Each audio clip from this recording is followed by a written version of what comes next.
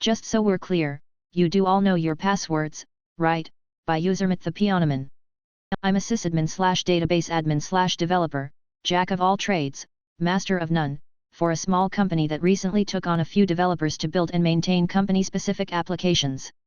We were getting a huge number of SSH login attempts to our main application server from bots originating mainly from Russia and the Far East.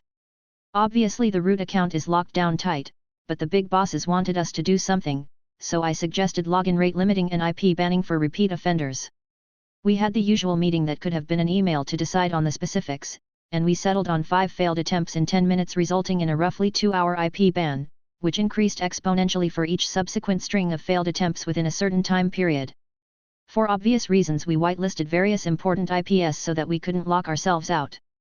I tested a couple of solutions before settling on one, and before pulling the trigger we had another meeting to make sure that everyone could log in and knew their passwords, and that everyone had their main WFH machines set up using key-based login.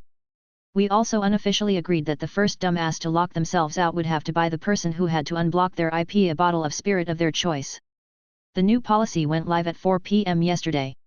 At 8:30 p.m. I get a phone call from one of our senior developers asking what bottle I wanted.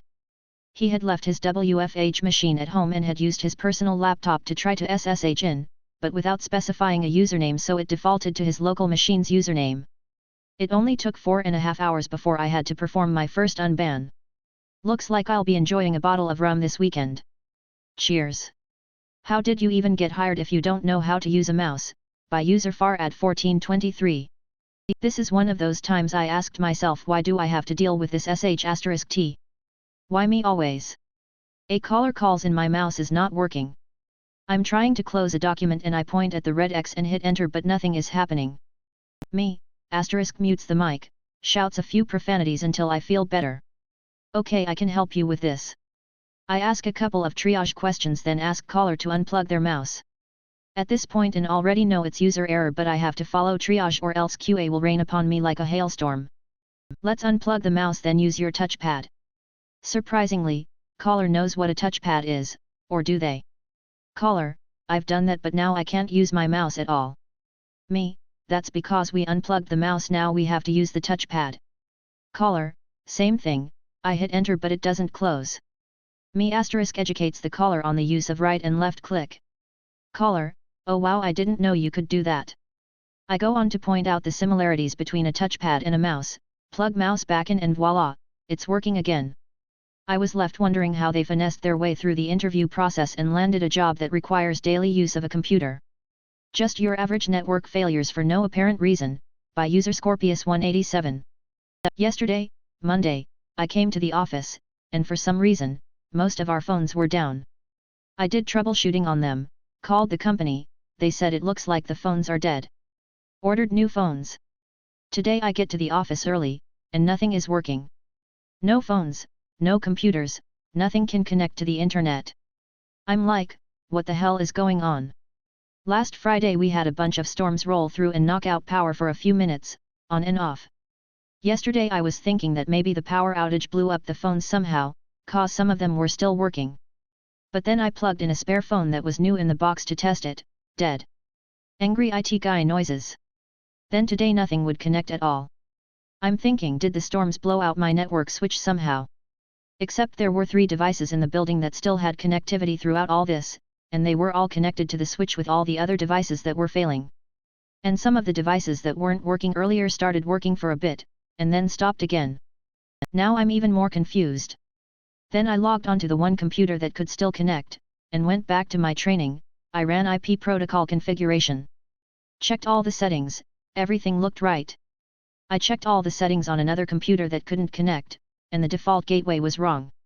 I'm like, why do these two have different default gateways? How the hell did that happen?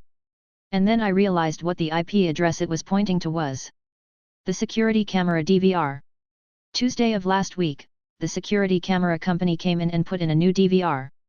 For reasons I don't understand, even though they knew the old camera DVR was on my main network and all the cameras they were setting up were analog cameras directly connected to the DVR, they set it up as a DHCP server. So when Friday rolled around and the storms knocked out our power, everything started getting its IP addresses from the DVR instead of my network's DHCP server. Went into the DVR settings to confirm, sure enough, they had its DHCP server turned on. Turned that off, rebooted my network switches, and everything went back to normal. It's Tuesday and I already feel like I've worked a full week. Edit, couple points. First of all, the reason these aren't on a separate VLAN is they're old school analog cameras that are wired to the DVR over coax, not IP cameras. When the original installation was put in, VLANs and digital IP cameras didn't even exist. That's what I'm working with here. Our company is small and we can't afford all this newfangled technology like cameras from this century and whatnot. Trust me, I tried, the purchase got denied, so cut me some slack here. Tongue sticking out. Second, yes, I cancelled the phone order. Laughing face, how I lost my tech support virginity, by user Loxtus. When I entered the first level support in our company, I was a career changer and fairly new to tech stuff. 6 years ago. So, the following call happened on one of my first days there. User hello, my keyboard doesn't work. Me okay, like, what does or does it not do? User so, when I press F it does H, when I press P it does 7 and other weird things. So newbie me had no actual idea what was going on, and to cover up my insecurity I laughingly said, did you by any chance pour coffee on your keyboard this morning? Silence. Like, dead silence. After a while, the user whispered, with fear in her voice, how did you know? She was actually scared. I learned a lot from this call, like never trust users. And this is fellow techies, how I lost my tech support virginity. Asleep is not on, by USCRL3VELUP. I work in a family-run support shop for private and business customers, around 500 users, and some of our support contracts involve health check UPS on PCs remotely. I've only been here for a few months. Usually these consist of running Windows updates, Office updates, and generally basic hygiene of a PC. We took on a new client under one of these support contracts, which means we usually try to remote on the second week of the month. On the day I contacted the user to leave their machines on so we can remote on, trigger the updates, save work, and restart. However, come 4:10 p.m., they all leave the office at 4, the machines were not showing as online on our dashboard. I give the client a call. Oh yeah, we put our machines to sleep.